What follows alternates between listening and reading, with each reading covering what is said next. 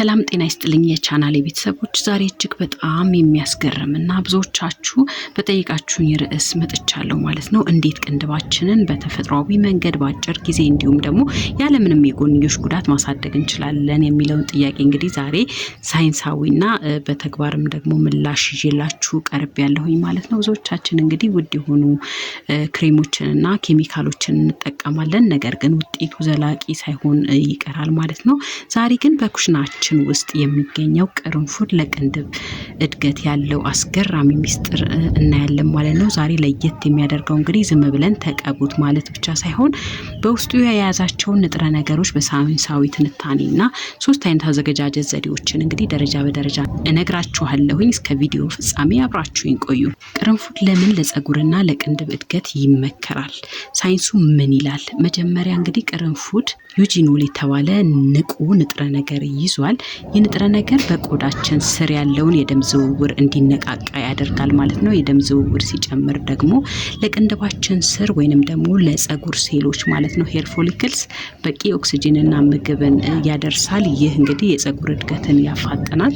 በሁለተኛ ደረጃ ቅርንፉድ በውስጡ ቫይታሚን ኬ እንደገና ቤታ ካሮቲን ይዟል። እነዚህ ንጥረ ነገሮች የፀጉር ሴሎችን በማሳደግ አዳዲስ ፀጉሮች እንዲበቅሉ ያደርጋሉ። በተጨማሪም እንግዲህ አንቲኦክሲዳንት በመሆኑ የቅንድብ መርገፍን እንግዲህ ይከላከላል ማለት ነው። ወደ አዘገጃጀቱ ከመሄዳችን በፊት አንድ ወሳኝ ነገር መናገር አለብኝ። ቅርንፉድ በጣም ጠንካራ ንጥረ ነገር ነው። ስለዚህ ቀጥታ ወደ አይናችሁ አካባቢ ከመቀባታችሁ በፊት የእጃችሁ ጀርባ ላይ ወይም ደግሞ የጆሮአችሁ ጀርባ ላይ እንግዲህ ትንሽ ቀብታችሁ ለጥቂት ሰዓታት እንግዲህ መጠበቅ አለባችሁ። ምክንያቱም አለርጂ ከሆናችሁ እንግዲህ አይናችሁ አካባቢ መቀባት አይኖርባችሁም ማለት ነው። አሁን እንግዲህ ወደ መጀመሪያው አዘገጃጀት እንሂድ። የሚያስፈልገን ግብአት ምንድን ነው? ከ10 እስከ 15 ፍሬ ቅርንፉድ፣ 2 የሾርባ ማንኪያ የወይራ ዘይት ወይንም ደግሞ የኮኮናት ዘይትም ይሆናል ማለት ነው። አዘገጃጀቱ መጀመሪያ ቅርንፉዱን መጥበሻ ላይ እንግዲህ በማድረግ ለ2 ደቂቃ ያህል ታሞቁታላችሁ። ይህ በውስጡ ያለውን ዘይት እንግዲህ በቀላሉ እንዲወጣ ይረዳዋል ማለት ነው።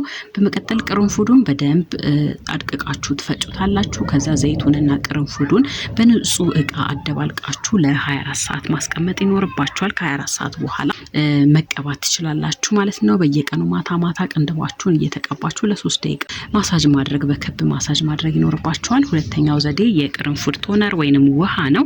ሁለተኛው ዘዴ እንግዲህ በጣም ቅባት ለማይወዱ ሰዎች ተመራጭ ነው ማለት ነው። 1 ሲኒ ውሃ አፍሉና 1 የሾርባ ማንኪያ ቅርንፉድ ጨምሩበት። ከዛ ውሃው ቀለሙ ቀይ፣ ጥቁር፣ ቡናማ እስኪሆን ድረስ ለ5 ደቂቃ አንተክትኩት። ከዛ በኋላ እስኪቀዘቅዝ ጠብቃችሁ በስፕሬው መርጫ አድርጋችሁ ወይንም ደግሞ በጥጥ እያደረጋችሁ መቀባት ትችላላችሁ። እዚህ ጋር እንግዲህ ተቀብታችሁ ስታበቁ መታጠብ አያስፈልገውም፣ እንደዛው መተኛ ትችላላችሁ። ሶስተኛው ዘዴ ደግሞ የተቃጠለ የቅርንፉድ እንግዲህ ይሄ ደግሞ ለፈጣን ለውጥ ነው ማለት ነው። ይህ ዘዴ ናቹራል ፔንስል በመባል ይታወቃል ማለት ነው። የቅርንፉዷን ጫፍ በክብሪት ካቃጠላችሁ ወይንም በእሳት ካቃጠላችሁ በኋላ እንደ እርሳስ ኩል ቅንድባችሁን መቀባት ነው ማለት ነው። ይህ ዘዴ እንግዲህ በውስጡ ያለውን ዘይት በቀጥታ ወደ ቆዳው ከማስገባቱም በላይ ቅንድባችሁ ወዲያውኑ ጥቅጥቅ ብሎ እንዲታይ ያደርገዋል ማለት ነው። እነዚህን ዘዴዎች ቢያንስ ለ7 ቀናት በተከታታይ ተጠቀሙ። ሁል ጊዜ ከመቀባታችሁ በፊት ቅንድባችሁ ንጹህ መሆኑን ማረጋገጥ ይኖርባችኋል። ከተቀባችሁም በኋላ ደግሞ በክብ ሞሽን ወይንም በክብ ቅርጽ ማሳጅ ማድረጋችሁን በጣታችሁ ማሳጅ ማድረጋችሁ እንግዲህ ይበልጥ የደም ዝውውርን ለማሻሻልና ለውጡን በቶሎ እንድታዩት ያደርግላችኋል ማለት ነው። የዛሬው መረጃችን እንግዲህ ይህንን ይመስል ነበረ።